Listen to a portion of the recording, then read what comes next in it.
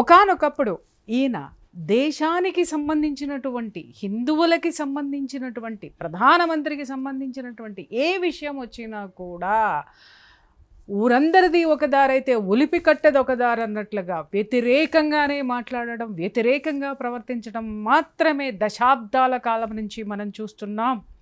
అసదుద్దీన్ ఓవైసీ గారిని పార్లమెంట్లో ఎన్నోసార్లు ఆయన ఒకే ఒక్క మాట భారతదేశపు జనాలు అందరికీ, ప్రజలందరికీ కూడా విపరీతమైనటువంటి కోపము, ఆగ్రహావేశాలకి గురి చేసినటువంటి మాట, నేను ఎప్పటికీ భారత్ మాతాకి జై అని నేను చెప్పను అని పార్లమెంట్లో అరచి చెప్పినటువంటి ఆ స్వరం ఈరోజు మేరా భారత్ మహాన్ అని గొంతెత్తి చాటుతుంది, సగర్వంగా చెబుతుంది.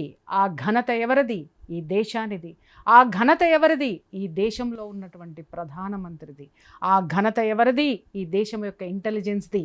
ఆ ఘనత ఎవరిది?